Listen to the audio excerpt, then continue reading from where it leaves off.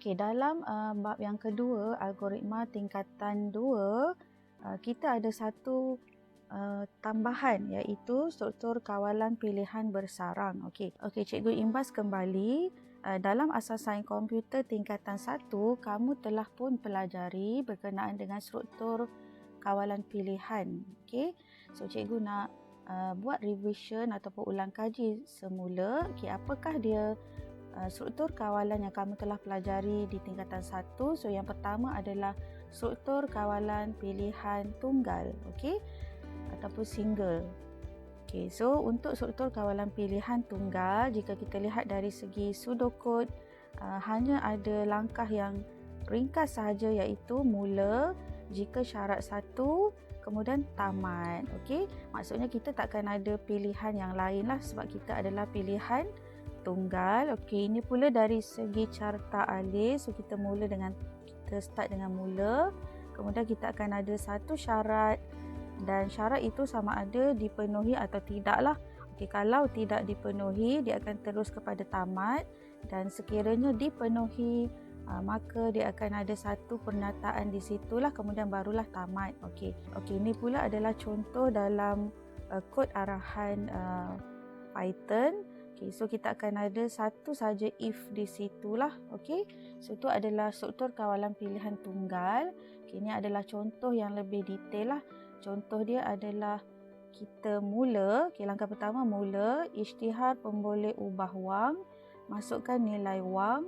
Jika wang lebih dari kosong, paparkan, masukkan wang ke dalam tabung dan tamat. Ini maksudnya situasi untuk kita menyimpan wang ke dalam tabung. Okey, seterusnya kita lihat kepada struktur kawalan dua pilihan, dua pilihan yang kamu ada. So dalam kita menulis struktur kawalan dua pilihan, ini adalah nanti kod yang kamu akan tulislah dalam Python, coding Python. So kita akan ada if dan else lah, sebab kita ada dua pilihan, maka kita akan ada jika macam ni, maka macam ni. Jika tidak, else tu maksudnya jika tidak. So dia akan ada pilihan yang kedua lah. Okey, ini adalah contoh dia. Okey, yang pertama kita lihat dari segi pseudocode. Okey, pseudocode dia. Okey, mula, isytihar pemboleh ubah markah, masukkan markah. Jika markah lebih atau sama dengan 40, paparkan lulus. Jika tidak, paparkan gagal, kemudian tamat. Okey, so ni adalah jika, yang ni adalah yang mewakili if tadi, dan jika tidak tu adalah untuk else. Okey, so untuk dua pilihan, maksudnya kita ada pilihan sama ada lulus atau gagal sahaja. Okey, kemudian ni pula dari segi carta alih dia. Okey, kita tengok carta alih dia. Okey, mula, isytihar pemboleh ubah markah. Okey, masukkan nilai markah.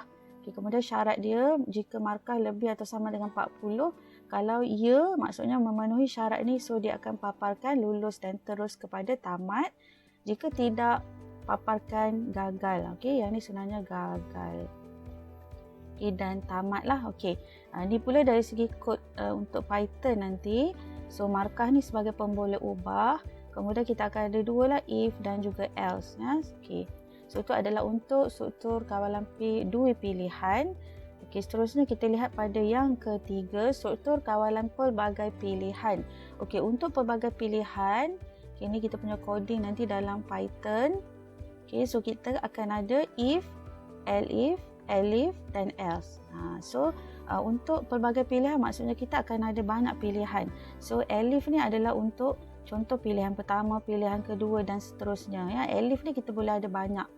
Okey, kemudian else tu adalah selain daripada pilihan yang ada, maksudnya jika tak memenuhi kesemuanya, so itu kita akan letak sebagai else lah. Okey, so ni adalah dalam struktur kawalan pelbagai pilihan. Okey, ni contoh dia. Kita tengok yang pertama, pseudocode. Okey, ni untuk nombor positif, negatif, genap, ganjil lah. So kita start dengan mula, isytihar pemboleh ubah nombor. 6 tu nombor. Okey, boleh tulis penuh sebenarnya nombor.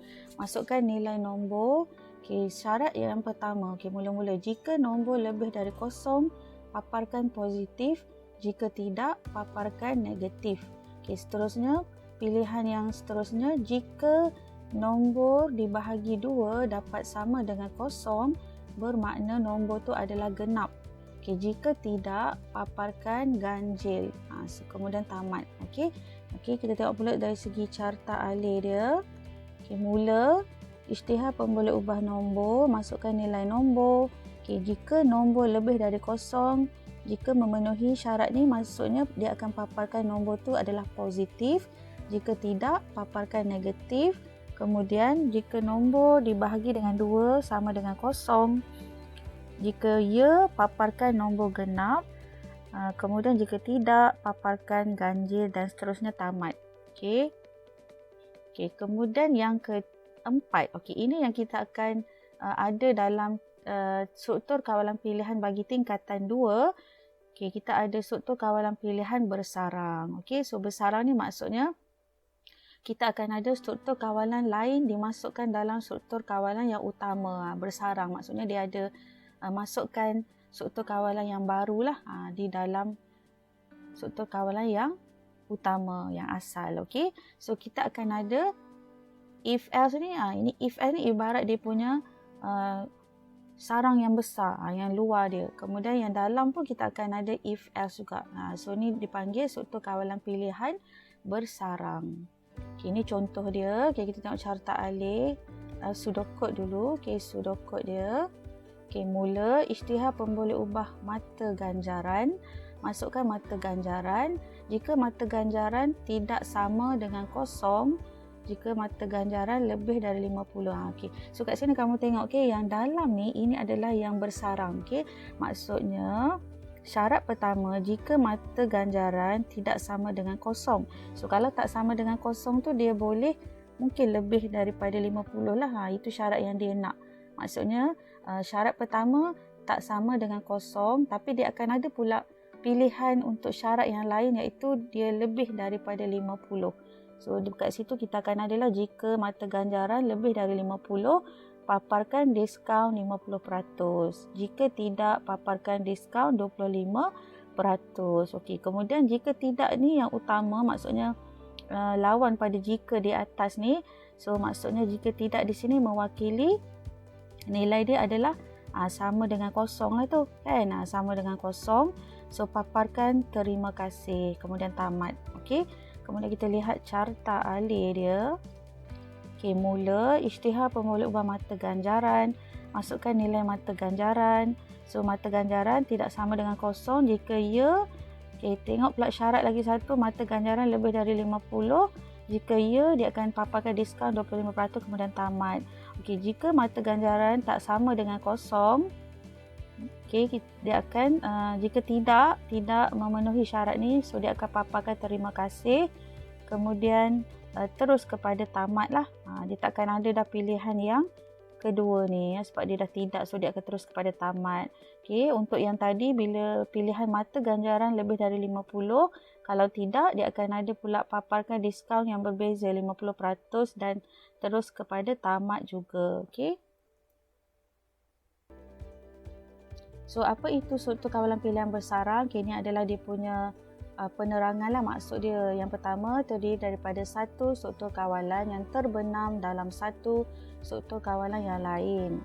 Okay, yang kedua, berlaku apabila kejadian satu struktur kawalan diikuti dengan kejadian satu struktur kawalan yang lain dengan serta-merta. Okay, ini contoh yang contoh berkaitan struktur kawalan pilihan bersarang. Okay, ini semua dalam buku teks kamu boleh rujuk Rajah 2.2 ya. Okay, so kita start dengan mula. Syarat 1 tidak dipenuhi. Okay, ya atau tidak. Syarat 2 tidak dipenuhi, ya atau tidak. So kita akan ada dua diamond ni lah. Dua diamond menunjukkan dia adalah terbenam dalam struktur kawalan yang pertama tadi. Okey.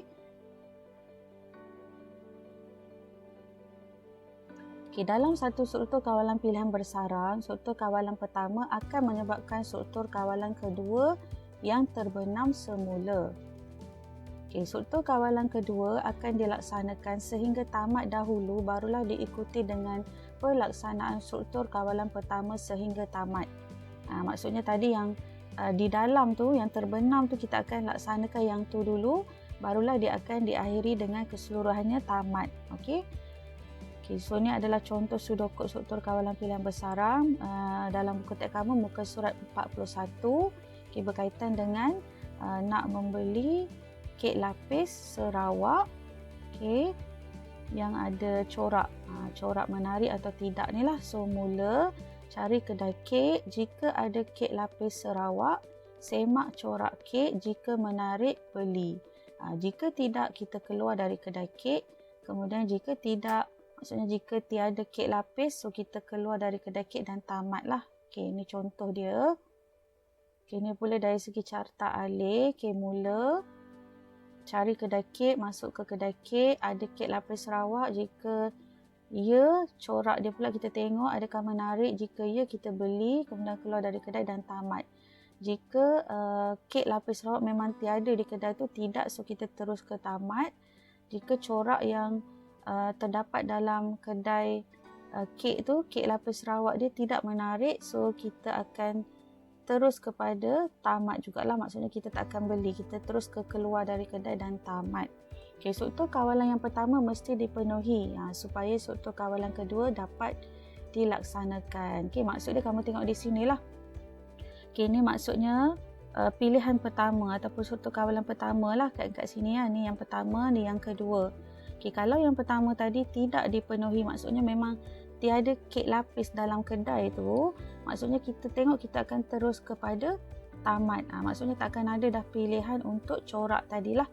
So kalau sekiranya ada kek lapis Sarawak di kedai itu, okay, untuk jawapan ya, maka kita akan ada lagi satu struktur kawalan kedua, itu yang dipanggil struktur kawalan bersarang. Okay, so kamu kena ingat ya ni, maksudnya struktur kawalan pertama mesti dipenuhi dahulu supaya struktur kawalan kedua dapat dilaksanakan. Okey, berdasarkan carta alih ini, dua keputusan yang perlu dilakukan ialah ada kek lapis Sarawak, yang kedua corak kek lapis Sarawak menarik atau tidak. So itu adalah keputusan dia ataupun syarat dia. Okey, so tips untuk struktur kawalan pilihan bersarang. Okey, apabila menggunakan struktur kawalan pilihan bersarang, kenyataan jika mesti diakhiri dengan tamat jika di tempat yang betul. Jika tidak, akan timbul ralat dalam skrip. So ralat dalam skrip ni kita akan pelajari nanti. Okay, so ralat ni biasanya bila kamu dah start nanti untuk menaip kod arahan dalam Python, so sekiranya kamu tak letakkan di tempat yang betul dengan dia punya indent, dia akan ada indent dia. So kalau sekiranya kamu salah letak ataupun tak letak tamat jika ni, so kita akan timbul ralat error lah dalam kita punya pengatur caraan.